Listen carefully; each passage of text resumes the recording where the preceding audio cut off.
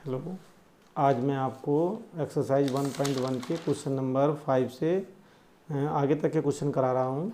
इसमें आपको दिया हुआ है ये क्वेश्चन नंबर 5 का ए पार्ट। इसमें एब्सोल्यूट वैल्यू निकालनी है। जैसे कि आपने लिखा हुआ है क्वेश्चन में आपका माइनस डिटरमिनेंट -12/27 इजिकल टू, अगर आपका इस डिटरमिनेंट जो ये ब्रैकेट के अंदर है ये आपकी माइनस की डिजिट होती है तो इसकी जो वैल्यू आती है वो ऑलवेज विल बी पॉजिटिव।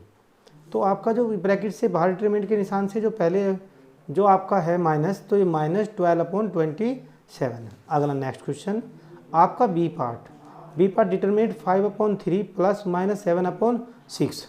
ठीक है ना। अब स्टूडेंट सभी आप जानते हैं plus multiply minus is equal to क्या आता है माइनस। अब आपका प्लस की मल्टीप्लाई माइनस के साथ -7/6 डिटरमिनेंट। अब हम 3 और 6 का एलसीएम लेते हैं जो आता है आपका 6।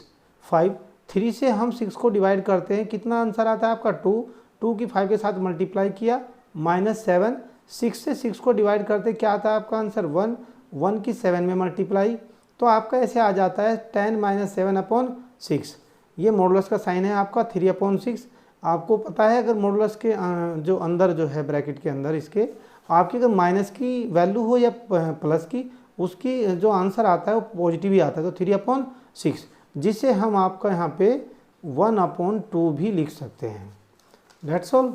अब अगला next question 6, which of the following rational number are equal. इसके पार्ट दिए गए हैं, इसमें हमें ये बताना है कि कौन सा इसमें जो है ये जो दो रेशनल नंबर दिए हुए हैं ये इक्वल हैं कि नहीं है। अब देखो इसके दो तरीके हैं, पर ये आपको मैं बहुत आसान सा जो मेथड आपको बता रहा हूँ। जैसे आपका -7/5 एंड -14/30 आपको गिवन है, इसमें हम क्रॉस मल्टीप्लाई करते हैं। -7 × 30 इज इक्वल टू -210। ठीक है। सेम ऐसे 5 × -14 क्रॉस मल्टीप्लाई कर रहे हैं ना, -17। अब आपका -210 आया और दूसरा आंसर हमारा -70। Both does not equal, so rational number are not equal. इसी प्रकार आप सभी क्वेश्चन जो है सभी पार्ट्स आप इसके निकाल लेंगे। नेक्स्ट क्वेश्चन है आपका 7, arrange the following rational number in ascending order. जो इन्हें आपको अरेंज करना है असेंडिंग ऑर्डर में। असेंडिंग ऑर्डर का मतलब हम आपको बता देते हैं, पहले छोटा फिर उससे बड़ा फिर उससे बड़ा फिर उससे बड़ा, ये तो आप जानते ही होंगे। अगर किसी रेशनल नंबर का 2 या 2 से अधिक आपको गिवन होते हैं तो हम क्या करते हैं, जो उनके डेनोमिनेटर होते हैं उन सबको लिखकर हम उनका एलसीएम निकालते हैं। हमने यहाँ पे 4 - 12 16 एंड 24 का एलसीएम निकाला। ये कितना है हमारा 48। ठीक है। अब आपको यहाँ पे एलसीएम जो है दिखाया गया है, कैसे निकाला गया। आपका 4 12 16 24 2 से डिवाइड करते हैं 4 को 2 आता है, 12 से 2 डिवाइड करते हैं 6 आता है, 16 को 2 से करते हैं 8 आता है, और 24 को 2 से कर किया आपने 12। सेम 2 से फिर ये आपको 2 से 2 को डिवाइड किया 1, 2 से 6 को डिवाइड किया 3, 2 से 8 को डिवाइड किया 4, और 12 को डिवाइड किया 2 से 6। सेम 2 से ये तो 1 तो नहीं कटे, 1 तो सेम रहेगा, 6 को 3 सेम रहेगा, 4 को 2 से डिवाइड किया कितना है आपका 3, 6 को 2 से डिवाइड किया कितना है आपका 3। ठीक है। अब आपका यहाँ पे आप सॉरी ये गलत हो गया, 2 से आपने ये आ गया 3 आ गया, 4 को 2 से डिवाइड करेंगे तो आपका 2 आएगा, और 6 को 2 से डिवाइड करेंगे आप 3 आएगा, फिर आप 2 से डिवाइड करेंगे आपका, फिर आप 3 से, ये आपका एलसीएम आ गया इसका 48। अब जब जो आपका एलसीएम आ जाता है, ध्यान रखना जो भी आपका एलसीएम आता है ये इन सबका एलसीएम कितना आ गया आपका 48। जो आपका एलसीएम आया ये मान लीजिए आपके जितने भी आपके रेशनल नंबर आपको गिवन है उन सबका जो डेनोमिनेटर है वो आपका 48 आना चाहिए। अब ये देखिए आप यहाँ पे -3/4 है। ठीक है ना। अब आपको नीचे क्या लाना है 48, तो आप 4 को किससे मल्टीप्लाई करेंगे 12 से। अब जब हम मल्टीप्लाई करते हैं न्यूमरेटर डेनोमिनेटर को सेम डिजिट से मल्टीप्लाई करते हैं।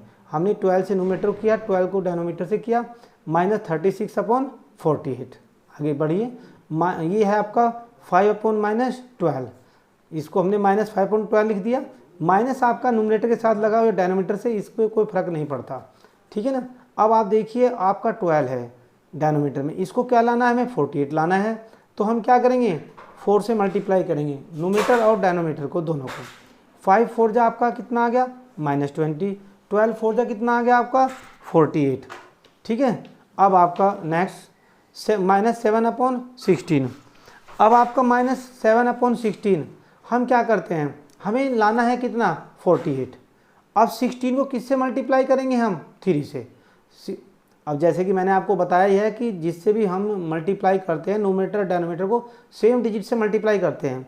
हमने -7 × 3/16 × 3 -20/48।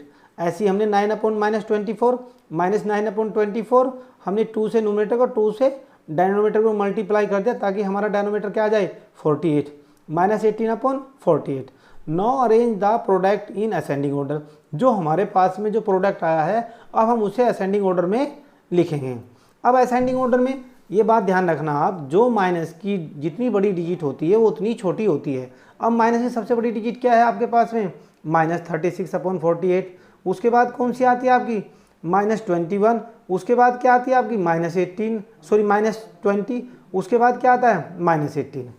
ठीक है, अब इन ये वैल्यू किसकी हैं, अब आप देखिए -36 अपॉन जो आपका 48 है वैल्यू किसकी है -3/4 की।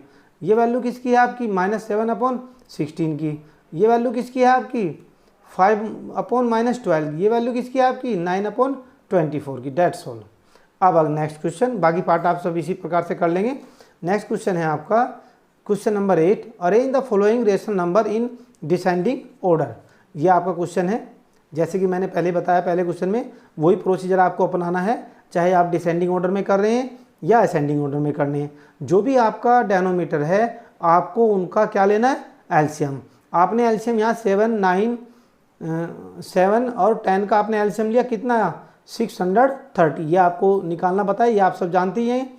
अब आपका 4/7 है, 4/7 को आप किससे मल्टीप्लाई करें ताकि आपका डायनोमीटर कितना आ जाए 630। अब 630 लाने के लिए हम क्या करेंगे 9/90 की अगर हम 7 से मल्टीप्लाई करें 630 आता है तो 90 के ऊपर हो जाएगी मल्टीप्लाई। कितना आ गया 360/630। जीरो को हम क्या लिख सकते हैं 0.1। ठीक है, अब हम इसको क्या करेंगे नोमीटर डायनोमीटर सेम डिजिट से मल्टीप्लाई करना। 630 से ऊपर कर दिए, 630 से नीचे आपका 0. कितना आ गया 630। अब 6/9 = 6/9 हमें नीचे तो जो हमारा एलसीएम था 630 लाना है, हमने किससे मल्टीप्लाई किया 70 से। 70 से नोमीटर को 70 से डायनोमीटर को, कितना आ गया आपका 420/630। अब आपका आगे क्वेश्चन आगे है -1/7। -1 जो 7 है आपका